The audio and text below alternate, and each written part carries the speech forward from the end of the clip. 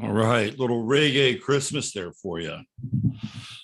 Thanks for being patient today. While we get off to a bit of a late start on the Friday FARcast, it's me, Robert Phoenix. I'll be flying solo today, and probably won't have a terribly long show. Might go for about an hour and a half. That's what I think. About an hour and a half, and then we're going to head over, for all you members, we're going to go over to the Discord channel. Oh yeah, going to hang out in Discord. We have some new people, and don't worry if you're watching the show and you've contacted me, we'll get it sorted out before 2:30 Central Standard Time so that you're able to get in there and hang out with us on Discord. And we'll kind of mic things up, and we'll talk about some of the ideas that I'm going to toss out there on today's show, which has to do with a very different version of Christmas and some of the roots of Christmas. We're going to kind of go all over the place a little bit today, and I think it'll be interesting because one of the characters that shows up as kind of the figurehead of Christmas is Nimrod and his son Tammuz. We're going to get into all of that today, and we'll also look at some of the magical pieces that they had to bury around Christmas as it relates to the Bible and the Magi. And the Magi were magicians, and they were actually using astronomy and astrology to figure out where the new savior was being born. Now, if you follow the show at all, you know that I don't believe that December 24th is the birthday of Jesus, right? I'm a firm believer that it's in September and it is on 9/11 because it meets certain criterion. If you want to go down that path, that's more than likely the day, okay? And not December 24th. That comes from a different tradition. However, that said, today we're also going to talk about what's known as the Christmas star. And if you, again, follow my daily stream and the Sunday night show, by the way, I'm really looking forward to Sunday night. We're gonna have a really good show. It's going to be kind of a blast from the past show. And, you know, I was on with Dr. Narco Longo on, what was that, Wednesday night? That was a really good show. And I was talking about, you know, how I got my start in astrology. And one of the key people that played a role in my life during that time was a blogger by the name of Elsa. And Elsa is, you know, she's still around and she still does her thing. But back in the day, she was somebody who, like, if you wanted to get like scrapes of other people's astrological blogs, you would go to her blog because she would pull things. And she started pulling material from my blog. And as a result of that, my my hit rate went way up because she was a tastemaker. She was an influencer. And I was talking about that on the show on Wednesday night with Narco. And somebody who either knows Elsa or follows Elsa was watching the show. And then she texted her about me talking about her. And so I got a YouTube DM on YouTube, Twitter DM from Elsa, because she follows me. We follow each other on Twitter now.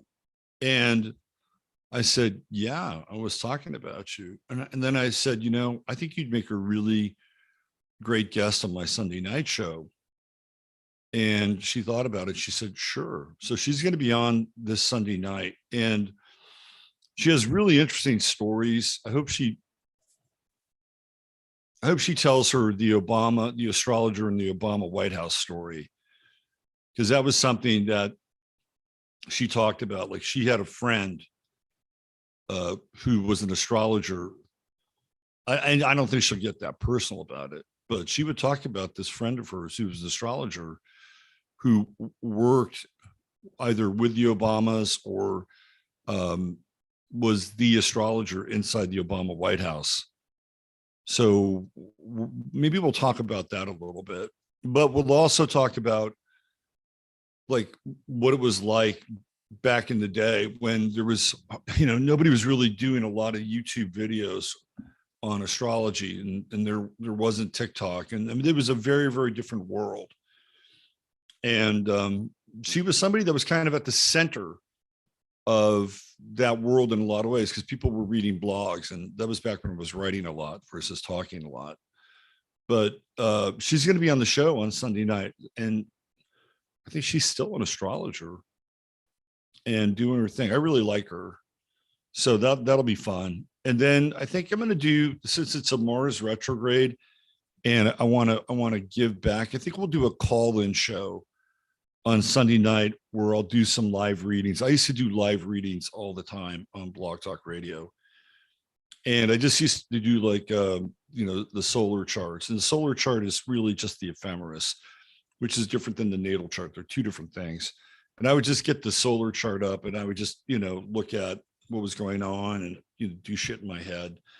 And I think what we'll do on Sunday night is something a little bit different. Maybe I'll do some actual charts for people, and I think that'll be fun.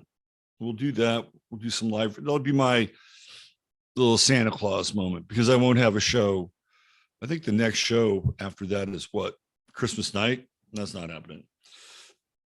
So this show, and then what's the following show? Following week, we're 7 days out from that, so I think we're in New Year's. Maybe I'll do a New Year's show. I think it's on the 2nd, right? Let me just see here what the calendar says. Okay. Oh, it's New Year's Day, Sunday night.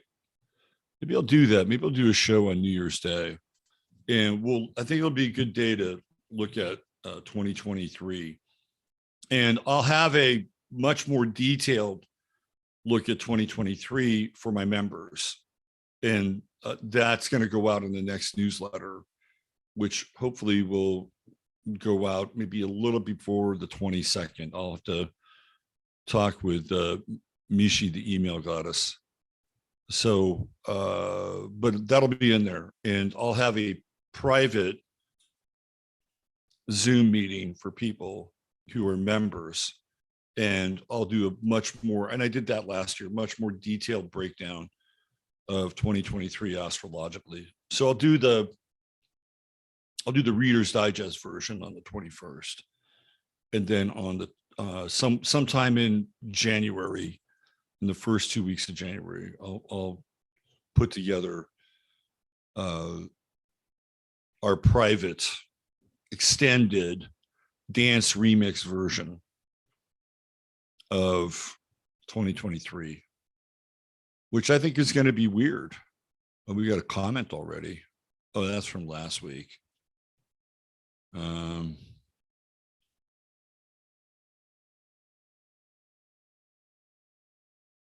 Oh yeah, Janice Barcella would be a good interview. Okay, that's from last week. I guess she's somebody that's into or not into circumcision, which I think circumcision is genital mutilation. That's what I think. And maybe that sounds extreme, but just, if females can have genital mutilation, this is not like, hey, only chicks could have genital mutilation. Why can't guys have it? It's not like that, but it kind of is like that. Mutilation is mutilation, as far as I'm concerned. So whether it's clitoris or the foreskin, I don't think it should be happening. Know what I'm saying? Okay, did you guys like that little reggae Christmas thing? It was kind of cool, right? We're gonna go back, way back into time. We are going to go back into time today. Let's see, who do we have here? You know, I can actually, since I don't have a guest, I can do a little meet and greet. There's my man, the Shadow, aka Benito. What's going on, brother Benito? There's Tom Jordan. Jelena. I love how Jelena has gone anonymous. She's gone anonymous. What is that, Jelena? Lavender spot. I like that. 3 hearts back at you. There's my man, Steve Thor at the door. Robin, I'm still going to give you the link for the Giuseppe show. I had problems with my internets this morning. So I did a show with Giuseppe last night. Every time I'm on that show with him, 2 hours just fly by. It's incredible. We cover so much ground. We talk about so much stuff. That was a fun show. It's been a busy week on the broadcast side of things. PB, what's going on, PB? There's my man, Ryan. Hattie Ryan. There she is, the Leo Queen, Dawn Hart. Chad Warren. What's going on, brother Chad? There she's the classy one. Sony. Garden Girl. Checking in.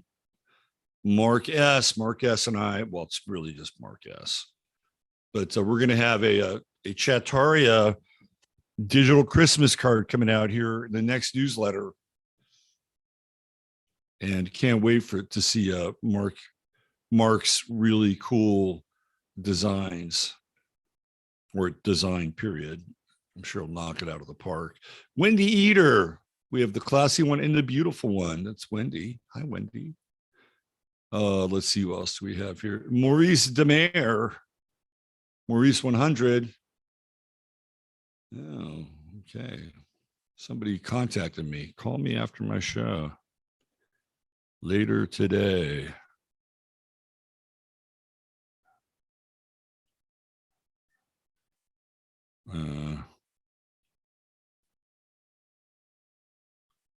All right. Let's see. Who else do we have? Susie Gemini. We love all 2 or 3 or 4 review. Who else? Who else is here? Soon it will be Christmas Day. Hey, Fran, aka CC Jones. Oh, you couldn't hear it? Oh, it's my fault. Oh well. You know what that means? That means that I won't get a strike. That's good. I won't get a strike, and they won't take the show down. See, I planned it that way. I jammed on those sounds. You guys didn't. It's okay. DJ Mike is here. What's going on? Lemaire, you made it. Good to see you. Thanks for being here. Let's see. Who else? I do hate the no sound part. Sometimes I space it out, but this might be a good one. I know there was no sound. That was just for me. It was just for me. And that way I won't get this show taken down. Ha ha ha. Ha ha. You see, I planned it that way. I could pawn it off like that. I could have. I really could have. But I'm not, because I do my best to be as honest as I can. You missed the reggae. I know. I'm sorry. But you know what? The show won't get taken down. There we go.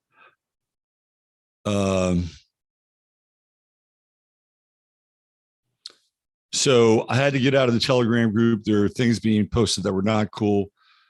My name is not associated with it. No, my name is off the Telegram group.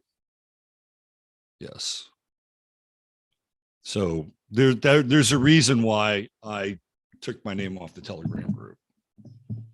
I think they're well-meaning people there, but we're going to hang out on Discord instead. Okay, let's see. Who else do we have? Yeah, so the link for the sane asylum, One of the things about Giuseppe, and I love Giuseppe, it's hard to find his shows. I think Giuseppe needs a website. It's obvious we have Christmas in December because of the winter solstice. Oh, there's more than that. There is more than that, Chad. Diane K. I'm an astrologer. All right. Welcome, Diane K. Discord is free, isn't it? Not our clubhouse. You have to be a member. Membership has its privileges, as they say. Let's see.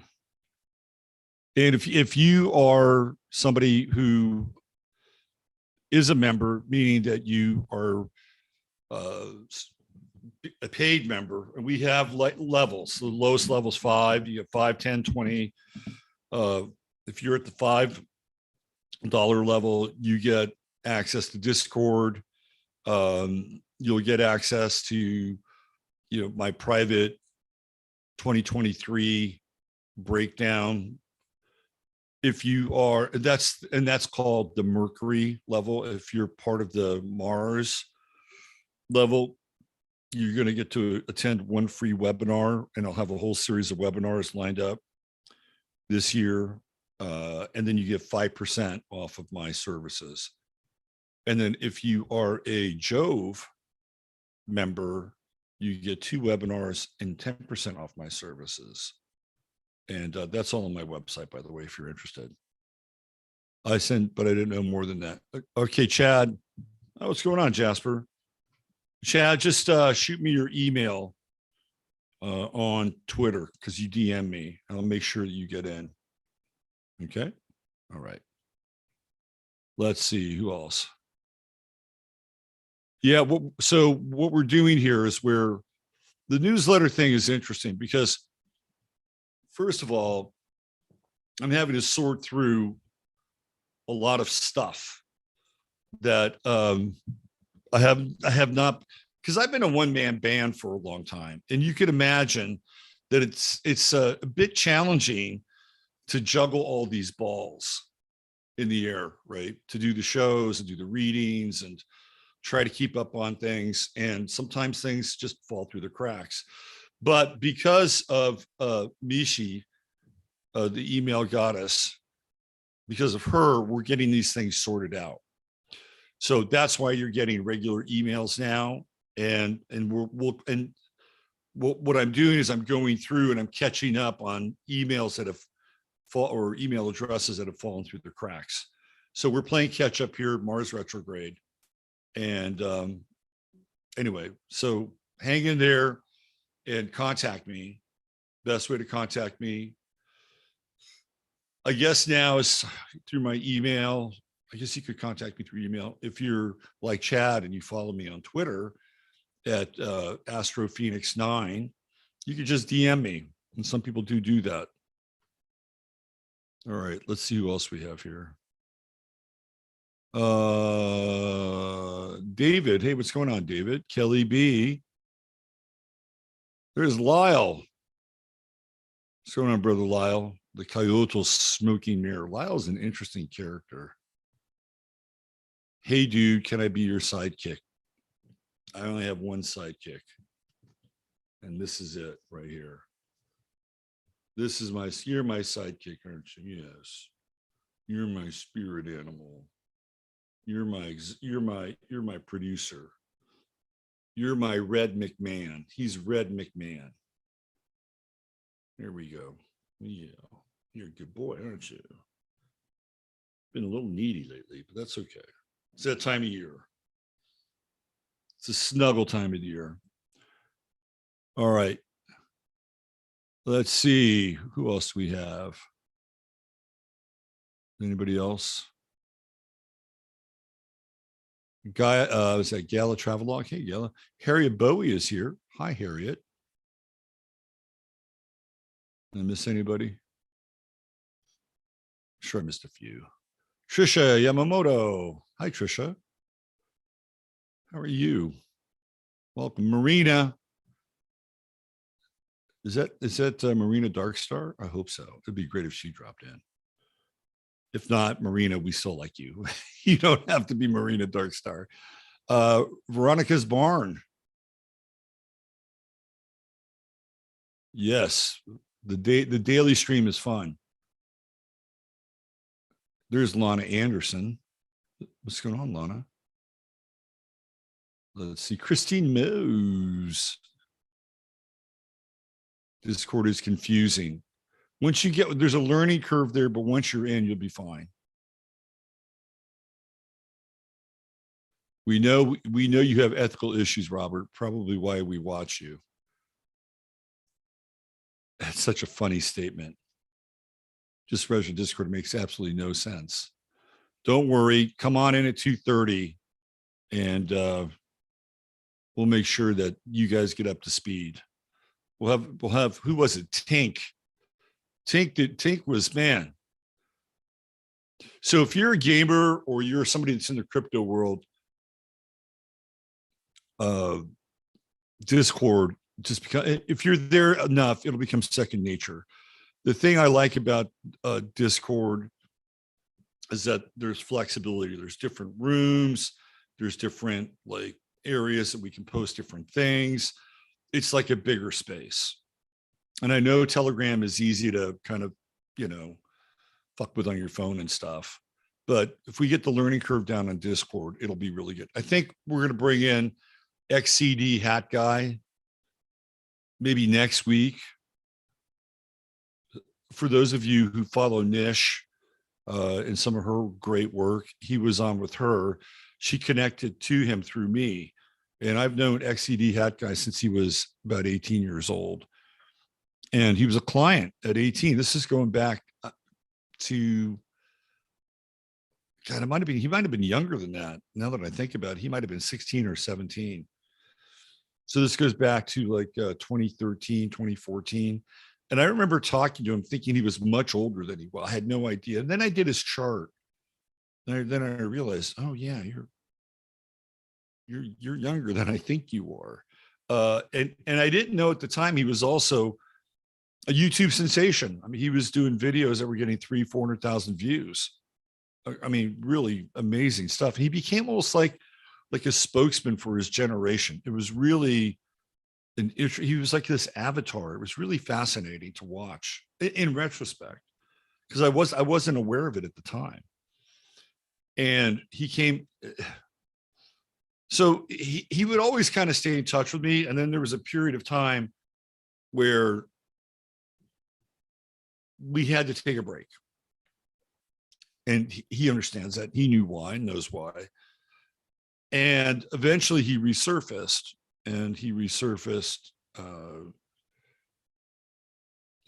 must have been about 2020 or 2019 or 2020. And we started to reconnect again, and I had him on my show a couple of times. And it was really quite interesting because he had just dropped off of YouTube, and he became kind of like this enigma. Like, what happened to this guy? Where did he go? And if you go back and look at some of his videos from that period of time, I mean, they're up around 1 million views now. And you could go through the comments, and there are all these comments from people his age who were like, oh my God, I can't believe you're saying this stuff. You're saying things that I think about. It was like one of these, he was like a flashpoint person. And then it became almost like a, Outer Limits episode. Like, where did he go? What, who was he? And then he came back, and he was, he'll tell you this, he was not in the best shape when he came back.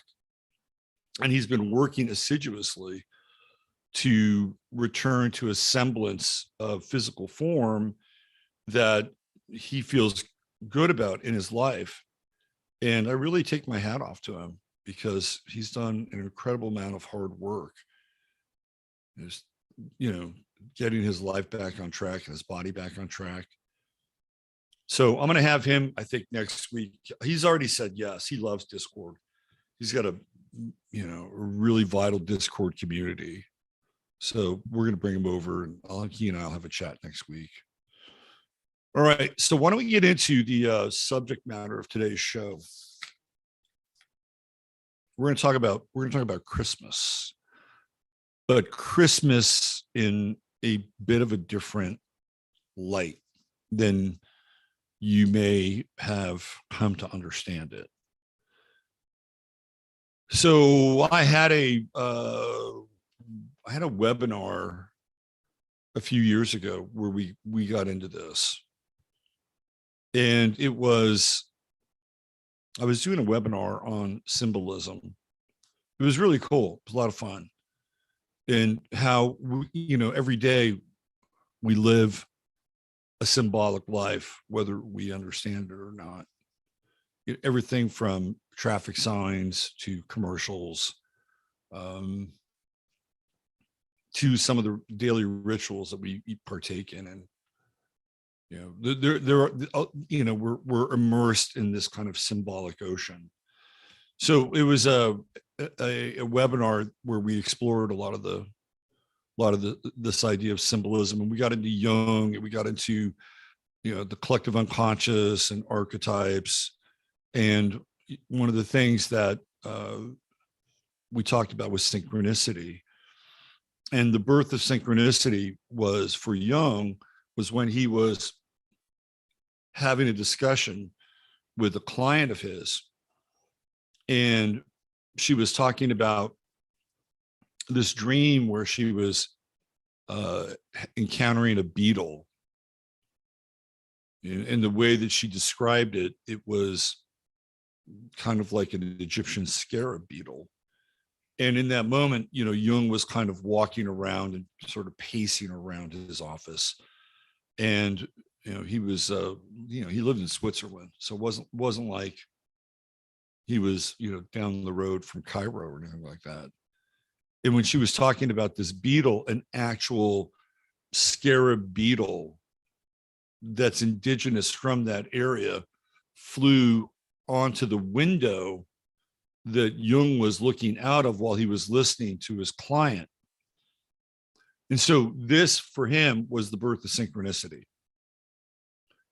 And so we got into that. And then, of course, when you look at all the characters on Sergeant Pepper, Carl Jung is one of the characters. And of course, what's the name of the group? It's the Beatles. So they knew all this stuff, right?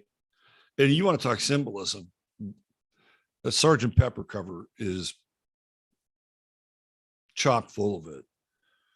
The old Beatles, the dead Beatles, and the new Beatles. And anyway, so that was a lot of fun. But one of the things that we got into was the symbolism of Christmas and where we get it from, and even the day of Christmas.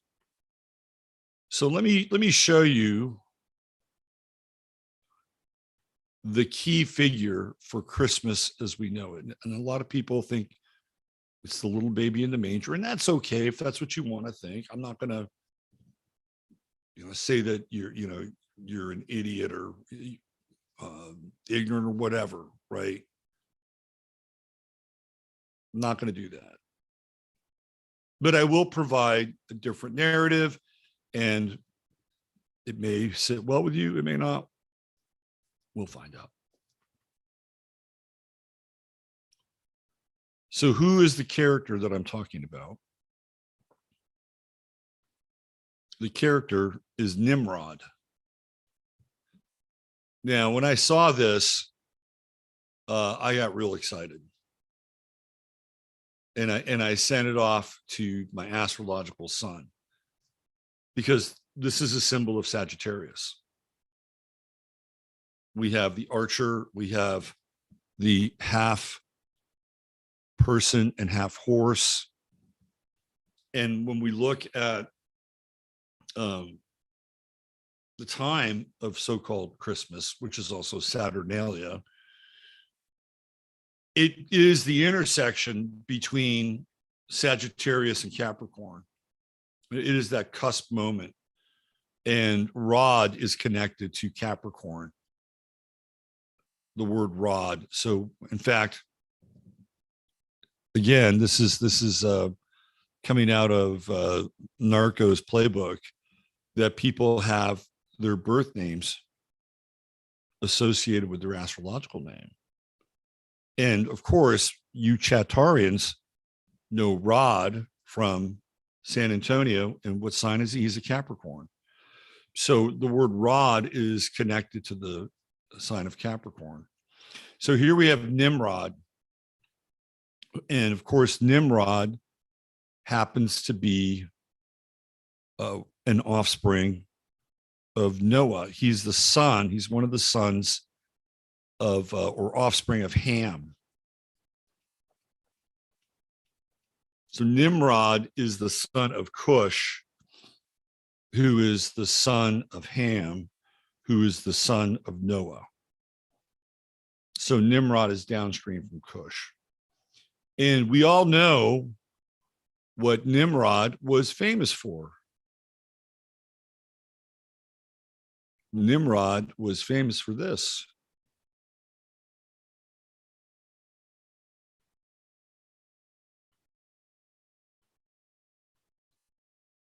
The Tower of Babel, or Babel, or Babal. And this was in the region known as Nineveh. And I've always been fascinated by the Tower of Babel. And it's been interesting to look at and reflect upon what the Tower of Babel and what Nimrod, what all this was about. Because as always, the victors tell the story. Look, he's got one of these interesting, this is almost like a borderline fasces right here.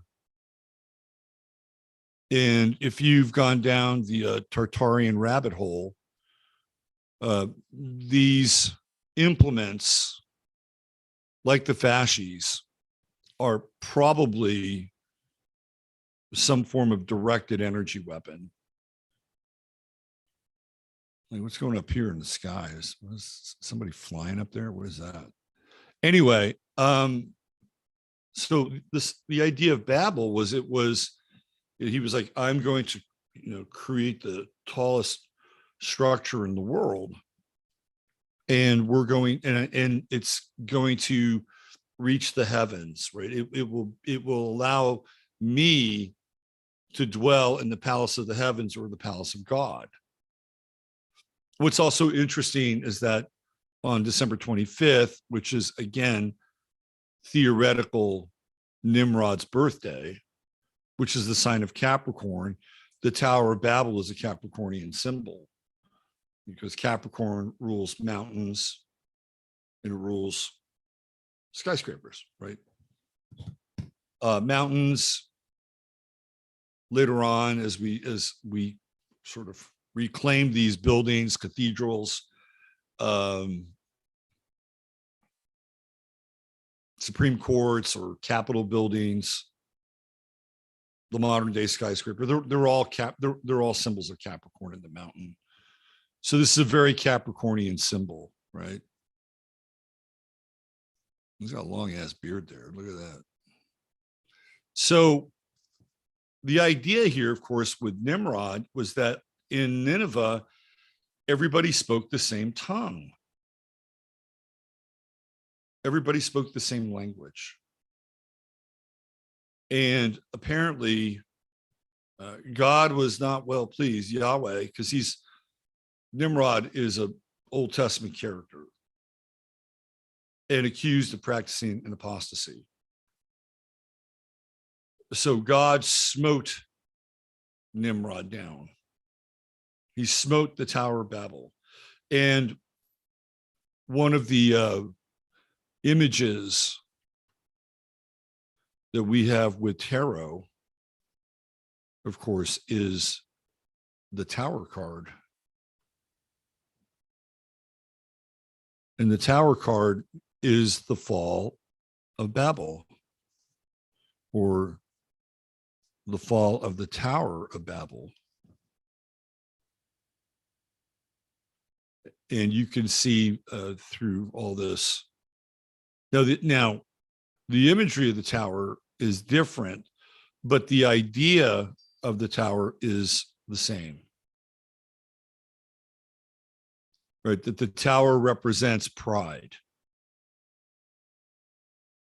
The tower is the structure that man creates, which is symbolic of man's ego.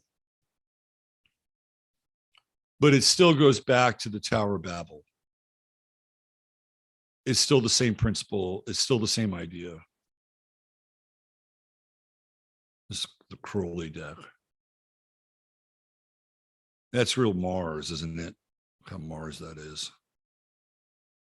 And the tower is Mars. It's ruled by Mars. So the lightning bolt of God comes in and strikes down the tower.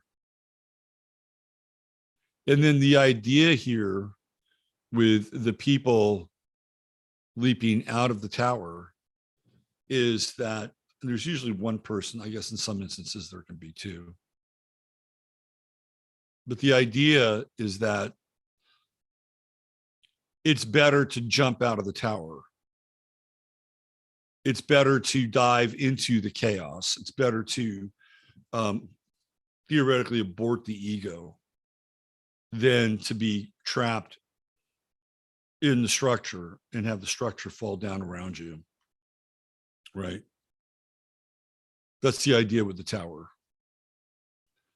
And if you've ever seen the movie, The Game with Michael Douglas, well, if you haven't seen it, I highly recommend it. Here's the one individual, right? If you haven't seen the movie, The Game, I highly recommend it because it is a cinematic meditation on the tower. It's exactly what it is. If you want to have just like an occult wet dream, a symbolic occult wet dream, watch The Tower with Michael Douglas. If you haven't seen it, I am not going to spoil it for you because there are some spoilers, especially with the ending, and you'll see exactly what I mean when you watch the film. So this is related to the Tower of Babel, and it is struck down by an act of God. I think there's even some cards.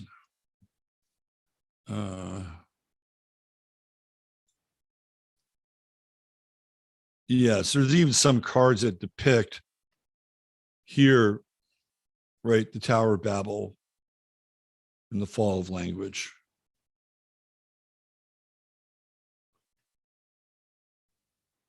And if you look at it, you know, this is just part of it. And who knows how far it actually arose, right? There's another image of it. Now, in the Bible or in the scenes that depict the fall of the Tower of Babel, it has to do with Nimrod being a bad dude. You know, he's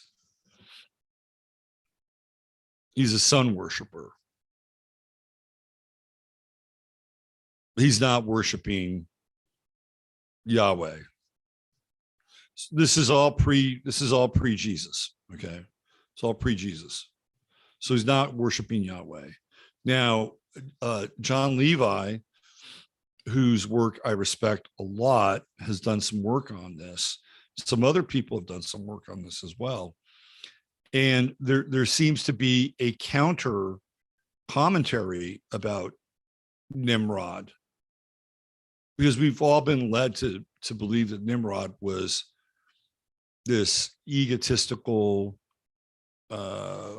tyrannical, vain figure who created the Tower of Babel as an image and likeness of him and not the one true God of the people of Abraham, right?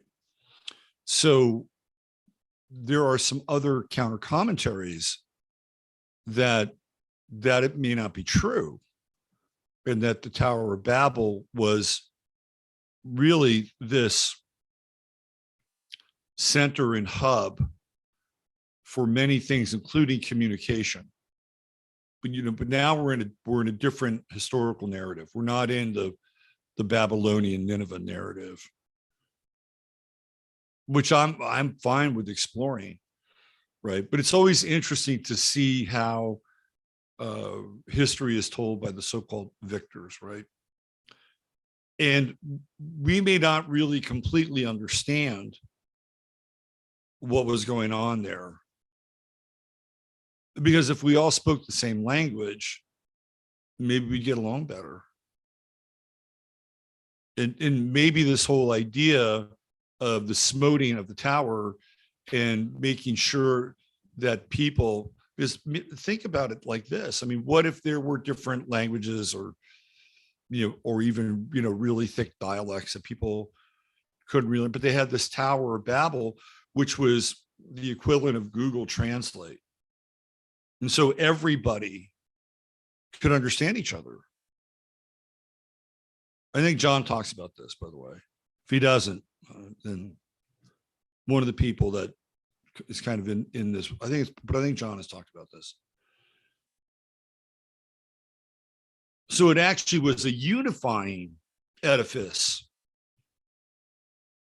and not one where it was created as like this system of control for Nimrod's one world order.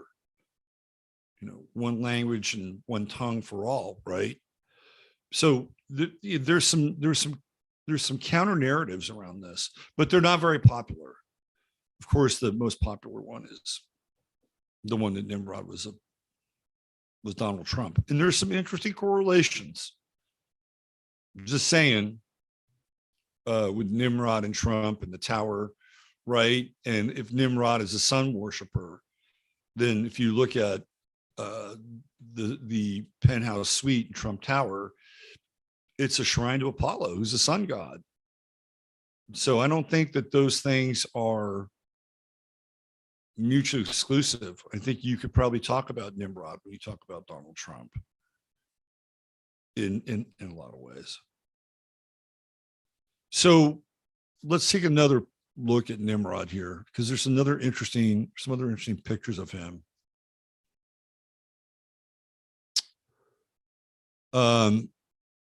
There's Nimrod as also kind of a proto-fish god, like Oannes, Oannes. And we see some of these proto-fish gods associated with Enki and Enlil and Sumer and Samaria. And you'll see some of these proto-fish gods show up in other places. Like there are images of Enki where it looks like he's part fish and part winged creature and part human. And I think that these people existed in these forms. I don't think they're symbolic at all. So there are some representations of Nimrod that fit under the same category. Let's see if we have another image here of Babel, in the Tower of Babel. So some of these older images are really, really fascinating.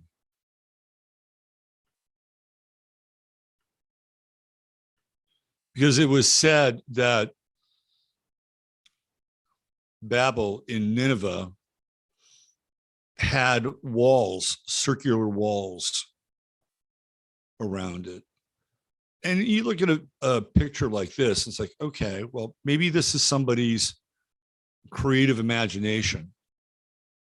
Then again, maybe this is an actual depiction of the thing itself.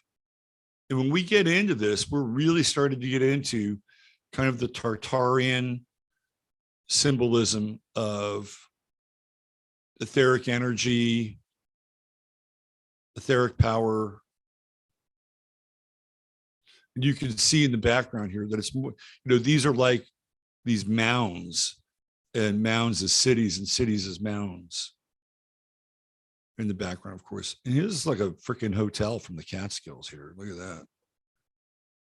And then you have this river, and of course there's boats of wind and sail. And you have this bridge, pretty remarkable, actually, just in terms of the depiction of everything. And again, if I'm not mistaken, this is Nimrod shown as the hunter, because that's another name of Nimrod, of course, the hunter being the constellation Orion as well. So let me give you a very interesting depiction of Nimrod as it relates to Christmas.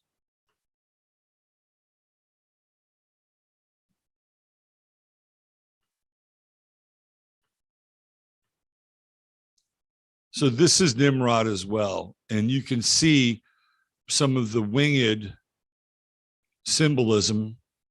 Maybe it's not symbolism. I mean, maybe these people were actually the offspring of gods. And what do we have here? Well, it looks like we have a little reindeer. This is interesting. What is that, a bulva? This guy's wearing some kind of a device on his wrist. That's really interesting. And if I'm not mistaken, this is the holly shrub. You can kind of look at it. It looks like a holly shrub, or a holly branch, right? And this would be the holly wood or the baton, because all of the batons that are used by the conductors are made out of what? Hollywood. So we have Hollywood, and then we have little old Rudolph the red-nosed reindeer. So we can begin to see some of this Christian symbolism and imagery that is associated with Nimrod. It's very interesting. So what's the story here? Why does this matter? So Nimrod had a mother and a wife. And his mother/wife was known as Semiramis. And this is interesting because this is a depiction of a card, and it looks like it might be a tarot card, actually.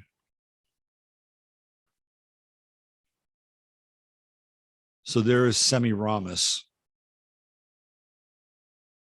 And when you look at Semiramis, do I have it here? Oh, that's the depiction. That's not the one I'm looking at. Here, Semiramis is kind of big, larger than life, sort of full in the belly. There's some depictions of Semiramis where it looks like she actually looks like a dude. Here's the card.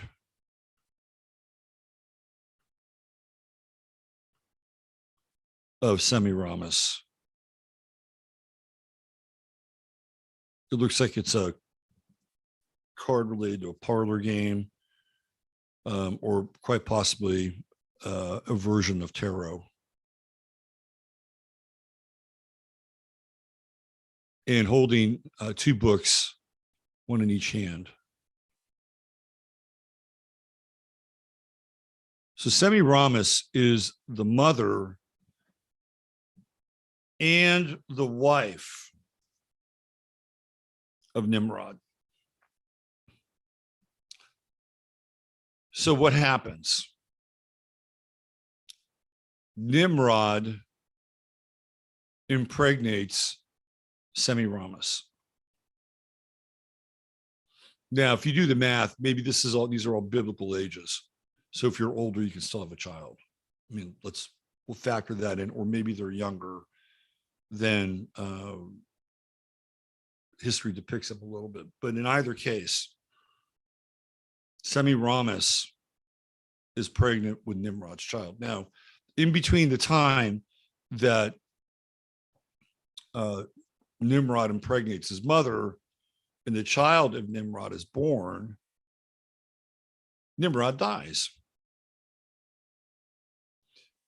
So the legend or the myth is that Nimrod becomes the sun,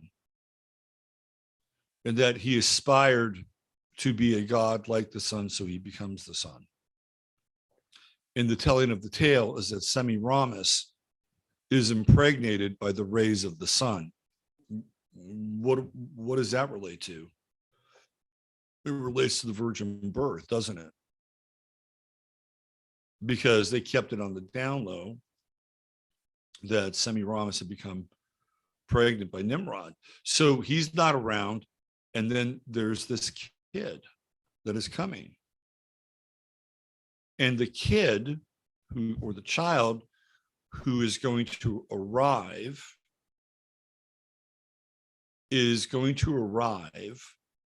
on the day of Semiramis's birth, which is December 25th. You see where this is going? So Semiramis, the sun, would then incarnate into the sun, S-O-N. And sure enough, it happens. So the son of Semiramis and Nimrod is Tammuz.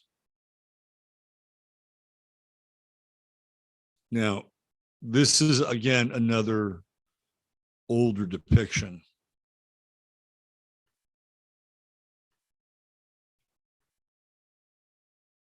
So here we have Semiramis as a lunar goddess and Nimrod as a solar god. And then Tammuz is the son of the two of them. So where do they find Tammuz? Where is Tammuz discovered? He's discovered in the boughs of a small pine tree. Sound familiar? So now we have the reincarnation of Nimrod, who became the sun. The sun magically impregnated Semiramis, and Tammuz, the child born on the same day as Nimrod, the 25th of December, is found in a small pine tree. Now, the other tradition that comes out of this is the Yule log. And the Yule log is symbolic of the burning of Nimrod's body. So when you burn the Yule log, you're actually burning Nimrod. Now, Tammuz does not live very long. Does that sound familiar too? Tammuz does not live to be a wise old man. So when we look at the concept of the Christmas tree, which represents, again, this is where Tammuz was found, was in the Christmas tree, the small pine tree. So when we cut the Christmas tree, it's symbolic of cutting the life of that thing off before it grows to complete maturity. So we're reenacting this very, very ancient tradition. It's a very ancient tradition. And it's connected to this mythology of Semiramis and Nimrod and Tammuz. I wanted to show you kind of a breakdown of, let me find it here for you.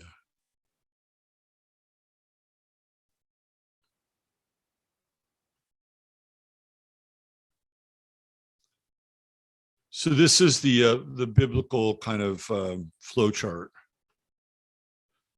So we have Noah, Ham, Shem, and Japheth. So out of Ham, you have Cush, Put, Canaan. Here's Nimrod, Jebusite, Ammonite, Hivite, and Girgasite. Babylon, Egypt, North Africa, Syria, and Jordan. And they're supposedly polytheists. And then out of Noah, we have Shem and the monotheists. Torah or Torah and his descendants, Jesus Christ, the Semitic peoples. And then we have Japheth, polytheist, Gomer, Magog, Javan, Tubal, Meshech. Of course, Magog being related to Ireland. Japheth being related to Ireland as well. And there's theories that Noah's children were giants. The offspring of Noah were giants, and then they populated different parts of the world. That's a whole other show. Let me show you some other stuff with Semiramis. There's actually here's another picture that depicts Nimrod, Semiramis, and Tammuz.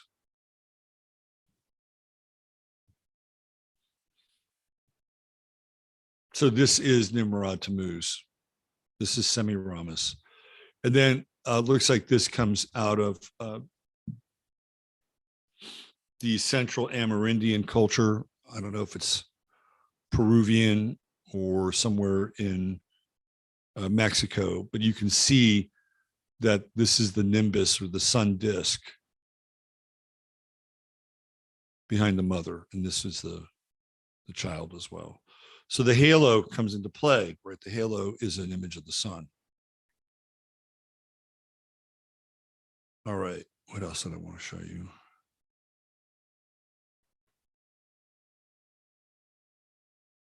This is another image of Babel.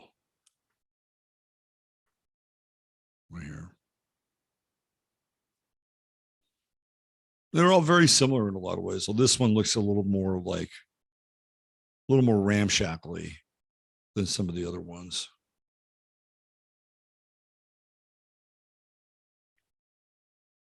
And I'm assuming that this would be Nimrod because he's always depicted on a horse.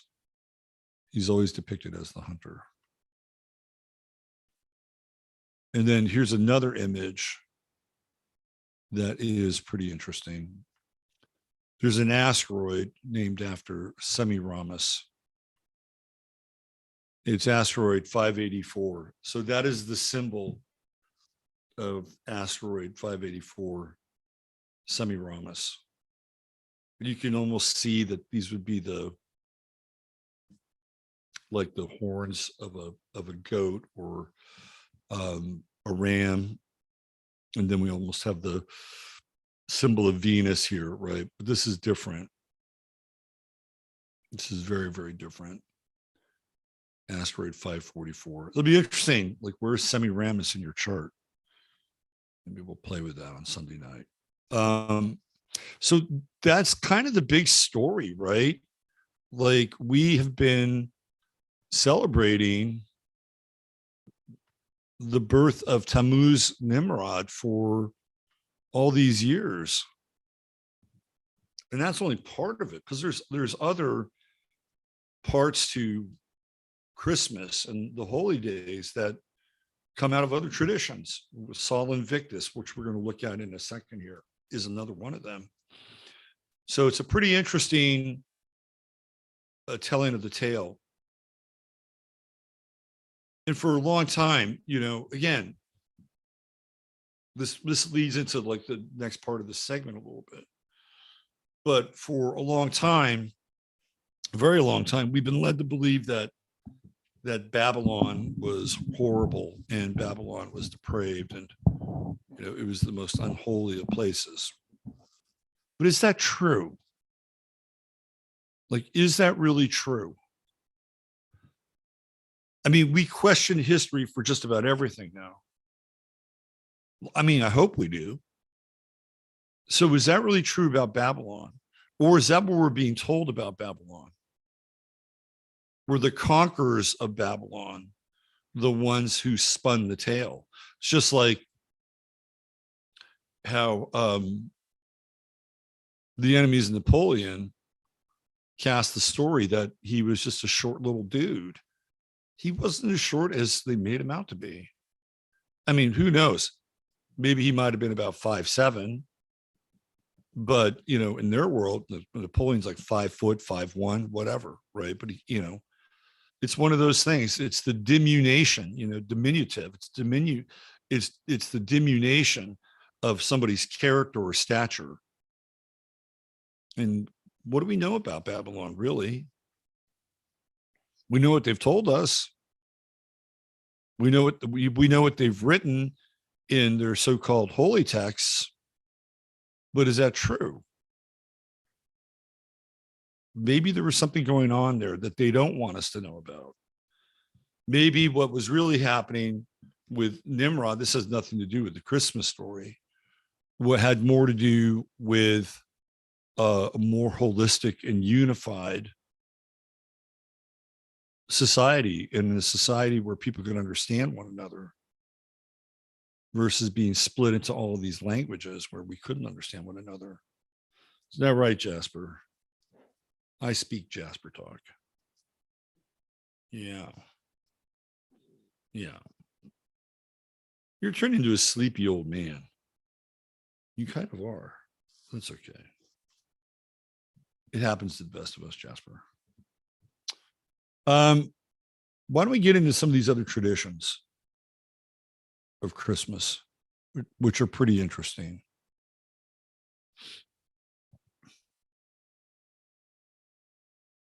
No, I don't want that.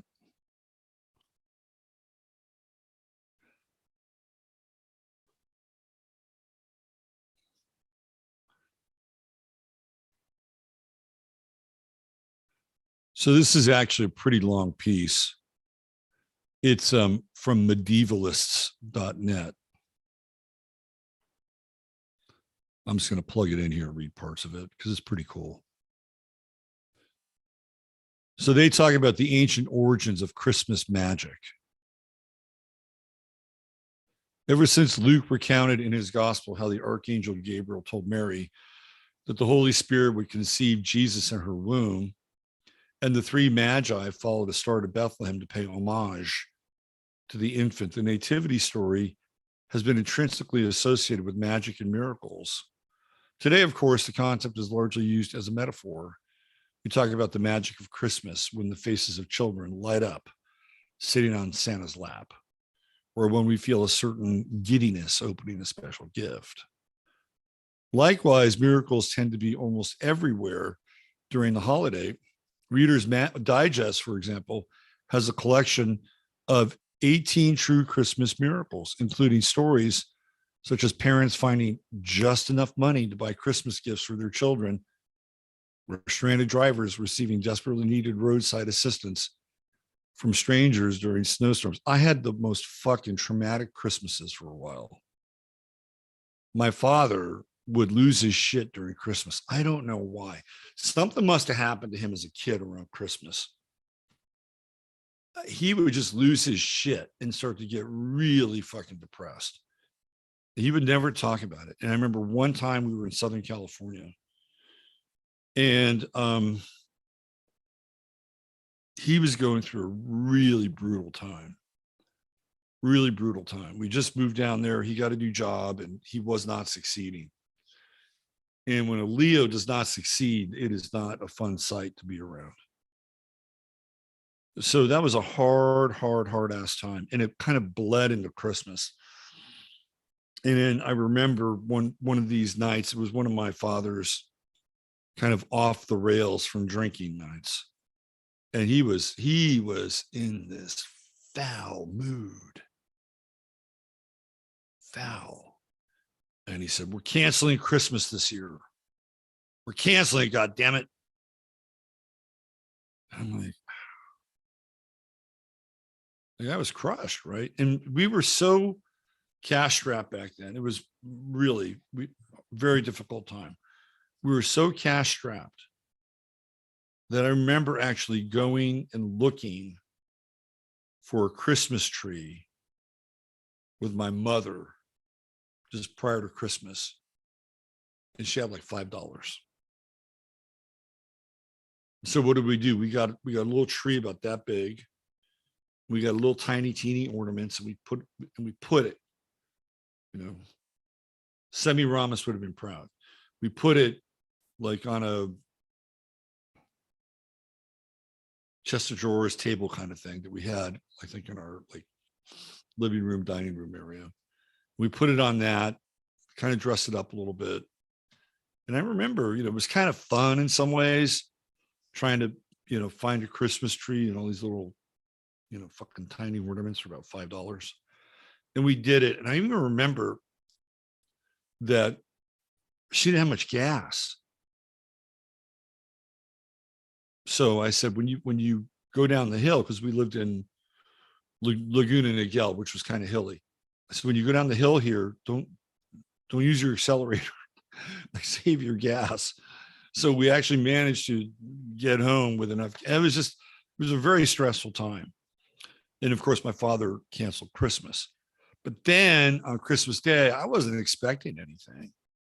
I'm like, well, fuck, it's canceled, right? I got up and there are all these gifts there. It's like, where did he get those gifts? How, that was going through my head. I'm like, if you're broke ass poor, I was 9 years old. If you're broke ass poor, how did you get these gifts? I still don't know to this day how we got the gifts, but they're pretty cool gifts. So of course I was happy. But that's it, right? It's like, that's part of it. This was, maybe I don't know how he got the money, but it was a miracle. But while we might use the word magical these days as a synonym for delightful, or the word miracle as shorthand for a stroke of luck, there was a time when these concepts were taken quite literally rather than being a metaphor. For thousands of years, magic, the practice of beliefs and rituals to manipulate natural and supernatural forces, was considered a very real phenomenon. For priestly classes, such as the Druids and the Magi, were renowned for their magical abilities, both feared and respected for their skills. Deriving from the Greek word magos, the word magi basically means skilled magicians, astrologers. And in Old Persian is simply translated as magician. They were Zoroastrian priests who worshiped the supreme god, Ahura Mazda, tasked with performing ceremonies and rituals. Some magi were known as Devyasana, or devil worshippers, and were widely seen as sorcerers and witches. Not the first time I would have been called a witch, by the way.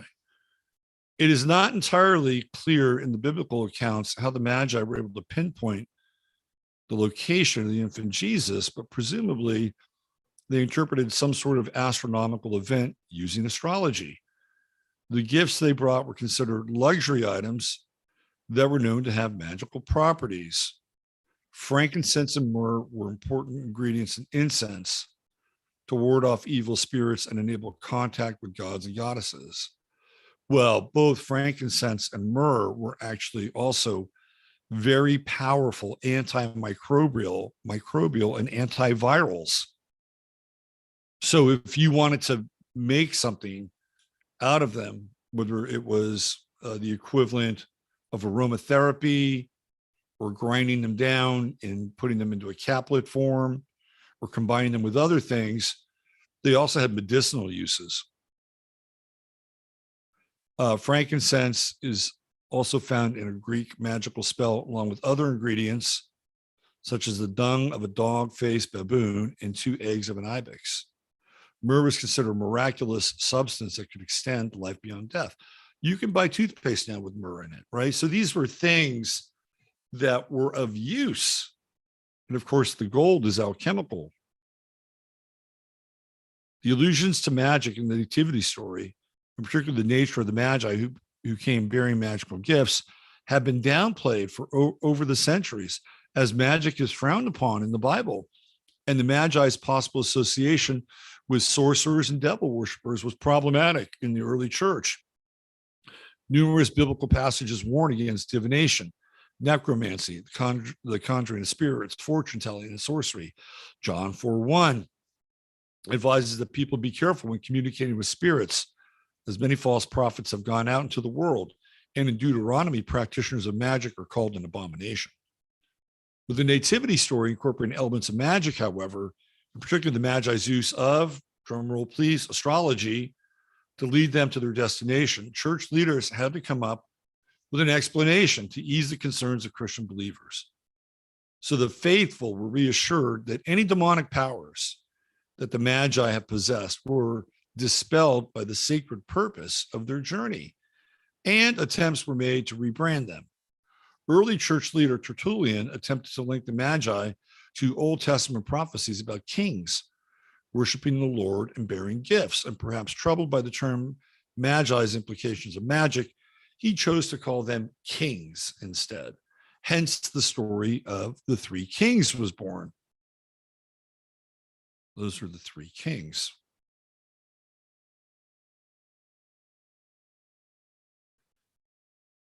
One could make a case that these would also be the sons of Noah.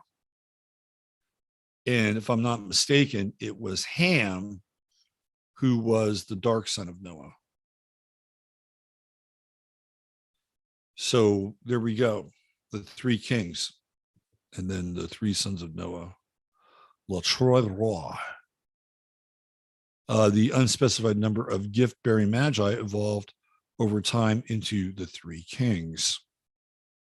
It wasn't until 1374 that magic was officially declared heresy by Pope Gregory XI, based on the belief that it was performed with the aid of demons. But long before that, religious leaders sought to draw distinctions between magic said to be performed by witches and pagan sorcerers, and miracles said to be performed by saints or simply by God. The distinction, however, was always tenuous, and popular belief often blurred the lines between religion, superstition, magic, and miracles. In an effort to demonstrate the difference between magic and miracles as part of the campaign to convert Ireland to Christianity in the late 400s, St. Patrick is said to have used divine intervention to show that the power of Christ was stronger than the power of Celtic magicians. He understood that the pagans would not accept Christianity based on the theological doctrines alone, and that to win them over, it would be necessary to demonstrate Christianity's supernatural side. So rather than try to convince them to surrender their beliefs to magic, he attempted to exploit their fears by recasting their deities as demons to prove that Christian miracles were more powerful. The story of Patrick's fantastical duels with the Druids, filled with spells that manipulate the weather, infernos being summoned, and the destruction of sacred texts, were told throughout the Middle Ages. And it was in this context that miracle plays developed as a genre, developing from church services during the 10th and 11th century to enhance calendar festivals. Over time, the miracle plays came to be associated with Christmas because they focused largely on the Virgin Mary and St. Nicholas. So this is a really interesting link. I'll put this in the show page. There's also a connection with Odin and Nimrod. They're both hunters. Despite the admonitions against magic in the Bible, it was common practice to consult magicians well into the Christian era in Europe. Popular magicians provided many services, ranging from healing the sick and finding lost items to fortune telling. And these services came to hold particular relevance during the midwinter period. In pre-Christian times, the 12 days, we have 12 signs, 12 apostles, and 12 days between December 25th and January 6th were known as the rough nights. On these days, the veil between our world and the spirit world was at its thinnest. Odin's wild hunt. So who do we have here, right? What does this look like? Now, Odin has a spear or a rod. A rod, sound familiar?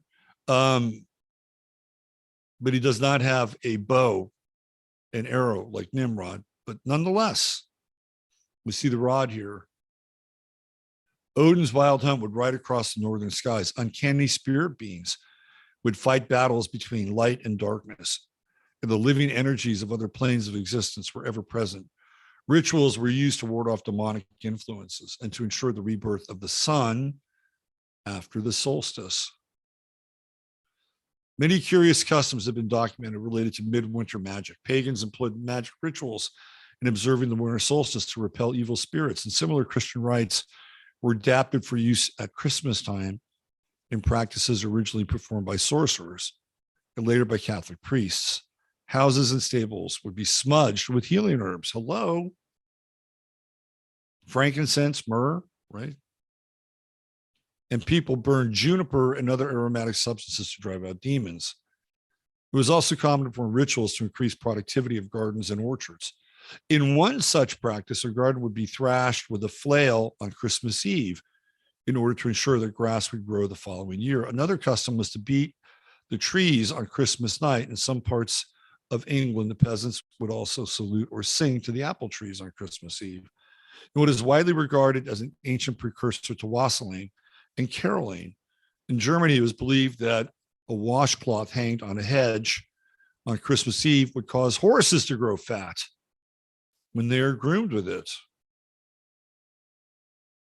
The blessing of the waters has particular significance to the Orthodox Church, and in Russia has a function of great magnificence following conversion from paganism to Christianity. The ritual was seen as vital in chasing away the gods that peasants had once worshipped. It was believed that after these gods had been displaced by conversion, they came back during the dark days of December to haunt former pagans as demons. In order to repel these malevolent spirits, people erected a cross constructed of ice and herded the sprites, fairies, and wood nymphs using singing and waving banners. Once they collected, they were cast into the lake.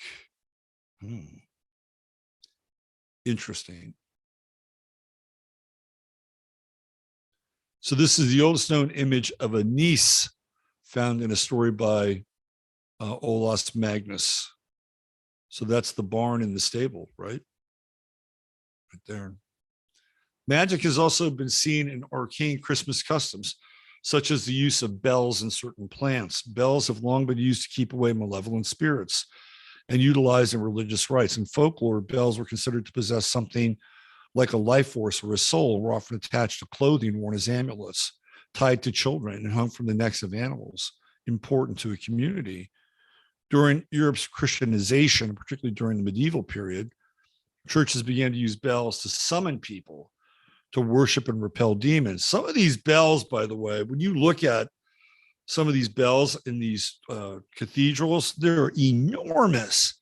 Like, how the hell did they make those bells? And how did they get them up into the upper reaches of these churches? Those are things that people don't really talk about. Now you could say, well, maybe they smelted them up there. Oh, maybe. But even still, that's a lot of weight. A lot of weight. Let's read this a little bit more here. They've been used, for example, by men and boys who dress up as Perktin in Austria and on the Scandinavian Yule log. In England, mummers use bells in their performances, and in Switzerland, the Samichlaus processions on St. Nicholas Day. Boys were known to chase the saint through villages, ringing bells. The figures of Knecht, Ruprecht, and Belsnickel and Krampus also wear bells. And of course, so do Santa's reindeers. So pretty interesting. I'll put a link in here. It goes through all kinds of interesting stuff. Mistletoe, fertility, and the ancient Druids. But really, what does it all go back to? It goes all the way back to our time in Babylon with Nimrod, right? That's right. With Nimrod and Semiramis and Tammuz. So this is really, in a lot of ways, what we're, and then of course Sol Invictus, which is return of the sun, and then there's Saturnalia, Saturn worship. There's all kinds of things that are going on kind of simultaneously. So when we look at Christmas now, it's really this kind of postmodern mash of all these different traditions and religions. And Santa Claus, as we really know Santa Claus in a modern sense, comes out of Coca-Cola. Right. And now we have the new mythology of Santa Claus, who's black and gay. And Mrs. Claus is his white cuck wife. Anyway. All right. We're getting close to the top of the hour, and I want to make sure that I get over to Discord, and I have more stuff that we can talk about in Discord as it relates to this, time. And there is something special about this time of year in the Northern Hemisphere, right? And, you guys in the South, you get the reggae Christmas in the South, but there is something special. And, is it the amalgamation of the energy that we have culled together over the years, right? The animation of the time through spirit, ? Is that part of it? Or are there other things, just like those holy days from the 25th to the 6th, right? Those 12 days, supposedly the roughest days of the year, the roughest and darkest days of the year.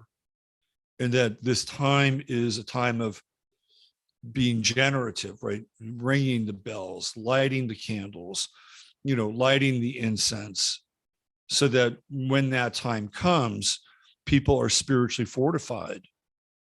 And the whole idea of gift giving is another layer on this. 2 years ago, when it was the 21st of December, we had like the Bethlehem star. It was the conjunction of Jupiter and Saturn in Aquarius, right? That was a really potent time. And that's almost like the birth of the new age, or the new dawn, or the new time of man. Like, that doesn't happen very often at that time of year. I think the last time it happened was sometime during the 1700s.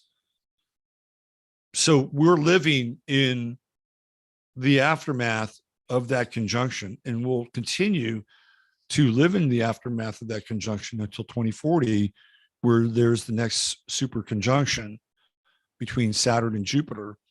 But it won't be on the 21st of December. I can tell you that right now. It'll be in another sign and another time. But that was significant, and it still resonates out into its significance. And as we move into the ingress of Pluto at 0 Aquarius, it will line up with the super conjunction. And there's a lot of like weird shit and doom and gloom in the world. I was reading about the womb farms and, just all the just really dark, high strange that seems to be coming at us at a speed that may be very difficult for us to assimilate. And even in ways we may not want to assimilate it. But that said, that conjunction was significant. It was significant because of the birth. It's the birth elements and the birth dynamics of Saturn, which contracts, and Jupiter, which expands, right? And those are the physics of birth. And it's right there on the winter solstice, which is the time where the light returns. It's the returning of the light. It's the darkest night, but also symbols the return of the light, the incremental return of the light. So just file that away in your darkest of hours. So remember, this thing has not been played out yet. We're just getting started. For some people, it's like, oh, great, I can't wait. Well, there's going to be some interesting things. Trust me. Some very interesting things. Hang in there and take notes.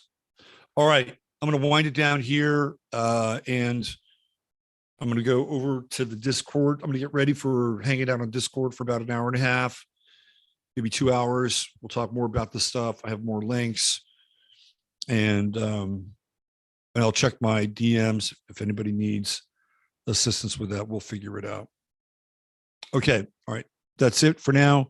Thanks for being here. Use your head in order to discern what's real, your heart to say what's possible. Sunday night, Elsa is going to be on. And we're going to kind of go back in time and see where astrology's been, where it is, where she thinks it's going. And then we'll do a little call in. We'll do some charts for Christmas. Oh, UPS is here. Perfect timing.